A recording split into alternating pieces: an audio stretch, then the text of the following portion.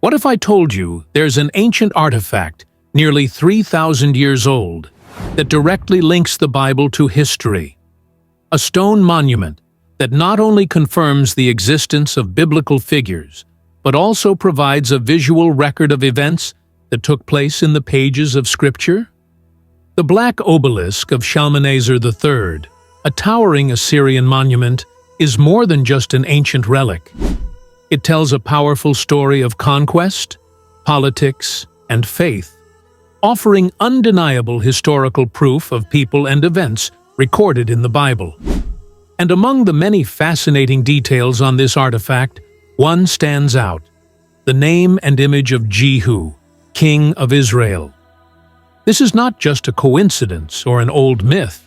It is hard evidence carved in stone, proving that the biblical narrative is grounded in real historical events. But before we dive deeper into this incredible discovery, please take a moment to subscribe to our channel. Your support helps us continue bringing you faith-affirming content that connects archaeology and the Bible. Now, let's explore the fascinating history behind the Black Obelisk of Shalmaneser III. The Black Obelisk is one of the most remarkable artifacts from the ancient world. It was discovered in 1846 by British archaeologist Sir Austen Henry Layard in the ruins of Nimrud, an ancient Assyrian city. Nimrud was once a great capital of the mighty Assyrian Empire, one of the most powerful civilizations of the ancient Near East. This striking monument stands over 6 feet tall and is made of black limestone. It is covered with detailed carvings and inscriptions that tell the story of King Shalmaneser III's military campaigns and the tributes he received from the nations he conquered. These inscriptions serve as an ancient record of real historical events. The Black Obelisk was created during the reign of Shalmaneser III, who ruled Assyria from 858 to 824 BC. During his reign, Assyria was expanding aggressively, waging wars and demanding tributes from smaller nations. Israel, a small kingdom caught between powerful empires, had no choice but to navigate these political challenges carefully. Among the many carvings on the obelisk, one figure stands out: the image of a man bowing before the mighty Assyrian king, offering gifts as a tribute. The inscription beside the image identifies this man as Jehu, son of Omri. This is the only known image of an Israelite king in existence. Who was Jehu? In the Bible, Jehu is introduced as a zealous reformer who dramatically altered the course of Israel's history. His story is told in 2 Kings 9 through 10, where he is anointed as the new king of Israel and given a mission to eliminate the wicked dynasty of Ahab. Jehu carried out his mission with brutal efficiency. He overthrew King Joram, ending the reign of Ahab's descendants. He ordered the execution of Jezebel, Ahab's infamous wife, fulfilling the prophecy against her. He wiped out the worship of Baal from Israel, destroying temples and executing priests who led the people astray. Jehu's zeal for purging idolatry from Israel is one of the most dramatic stories in the Old Testament. However, his reign also had its political challenges. In order to secure his kingdom from the threats of powerful empires like Assyria, Jehu made a crucial decision. He submitted to the Assyrian king, Shalmaneser III. The Black Obelisk captures this exact moment in history. The carving shows Jehu, or his representative, kneeling before Shalmaneser III, presenting lavish gifts as a gesture of allegiance. The inscription on the obelisk reads, "Tribute of Jehu, son of Omri, silver, gold, a golden bowl, a golden vase with pointed bottom, golden tumblers, golden buckets, tin, a staff for a king, and spears." This matches the kind of wealth that nations were expected to offer in the ancient Near East. The Bible does not explicitly mention Jehu paying tribute to Assyria. but it does describe Israel as a weaker kingdom struggling to survive among mighty empires.